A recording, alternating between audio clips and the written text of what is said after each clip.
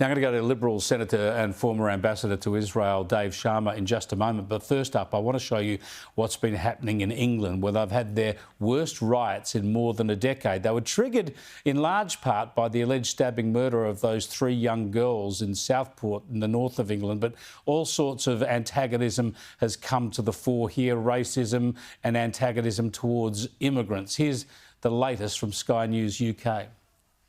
Wave after wave as violence descended. Scenes across the country now at risk of becoming normalised.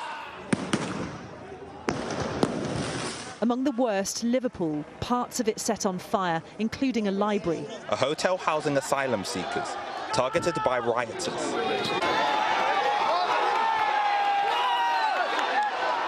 Smashing a window and trying to storm in.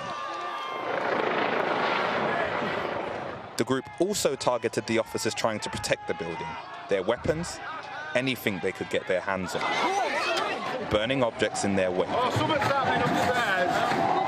With flashpoints like this continuing to erupt across the country, the Prime Minister with his strongest words yet. I utterly condemn the far-right thuggery we've seen this weekend. Yeah, British PM Keir Starmer there. Let me go to Dave Sharma, Liberal Senator for New South Wales, joins me from Melbourne. Good to talk to you, Dave. I wanted to show what was happening in the UK before I spoke to you, because I don't want to draw too much of a parallel, but when you're looking at the issues of social cohesion and some of the tensions in our society at the moment, surely what's going on in the UK provides a salient warning to Australia about how ugly things can get. It does provide a salient warning to us, Chris, and I think Keir Starmer's response, at least what I've seen of it, the UK Prime Minister's response, is exactly the sort of thing we should be seeing from our political leaders here, which is zero tolerance for lawlessness, intimidation, people taking the law or seeking to take the law into their own hands, and a firm response very early on when we see this level of social unrest. And I think that's what we've been missing here in Australia, frankly, for these last several months, since 7th of October. Well, this is exactly the point I wanted to get to. Of course, when there's violence involved, it's very easy for police to take action, and as they should, and arrest people and charge them. But we still have this situation where there's so much hate speech in this country subsequent to October the 7th, yet there seems to be no appetite at all from governments or law enforcement authorities to prosecute or even put out stern warnings about this stuff. I think the most revealing thing that the ASIO Director-General said today was that inflammatory, provocative behaviours are becoming normalised. This is part of his warning about, raising the threat level here in Australia. But he made that point that inflammatory, provocative behaviours are becoming normalised. Why are they becoming normalised? Why is that the case? Well, because they're being tolerated, because people aren't getting arrested, because people aren't being charged, because police are not preventing these things or acting on it, because our political leaders are failing to set the tone, which they should have been setting early on, to make sure that, opinions that might be running hot about an overseas conflict do not translate into actions here in Australia.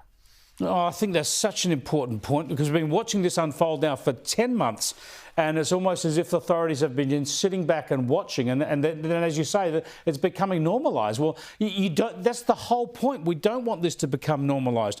I'm going to take up some of these issues with the terrorism expert Greg Barton in just a moment. So, Dave, I wanted to get your thoughts also on what's happening in the Middle East. We know that there's going to be some sort of response from Iran towards Israel. We don't know when, we don't know what. Hezbollah have been firing rockets into northern Israel. They've been doing that all the time. The global media has sort of ignored that for most of the last 10 months, I suppose. But what do you expect to see unfolding in coming days? Well, look, it's hard to know. I'd say that certainly, the tensions in the region have risen. Iran was humiliated, frankly, by the death of their guest in their own custody, Ismail Haniyeh. His killing seemingly by an explosive device planted in a guest house run by the Islamic Revolutionary Guard Corps. So for their own dignity's sake, they need to be seen to make a response. Now, the question is Is it going to look a little like their response in April, which that was in response to the killing of an IRGC general in Damascus?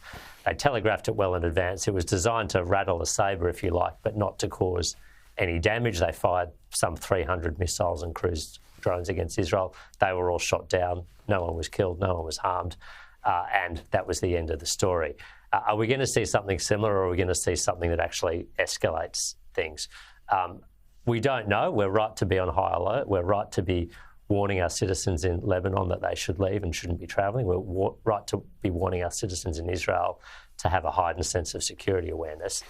And we're right to try and send a message to Iran and Hezbollah to cool things down here and keep this conflict within limits. We hope it's that sort of minor response indeed. That's probably the best we could hope for, because an escalation beyond that, as you say, would be deeply worrying. Just before I let you go, we showed on the program last Thursday that the Iranian embassy in Canberra was flying its flag at half-mast, presumably in honour of Ismail Haniyeh. What do we do in Australia about that? We just accept that?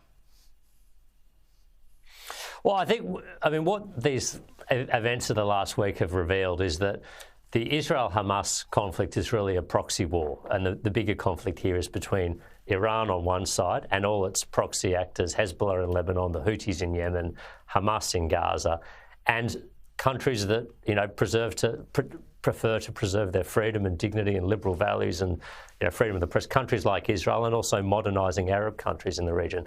That's really the fault line in the region. And so we should be under no illusions here that this conflict between Israel and Hamas is simply about an Israeli-Palestinian land dispute. Yes, there's elements of that, but by and large it's a much larger conflict driven by the destabilising acts of a country like Iran.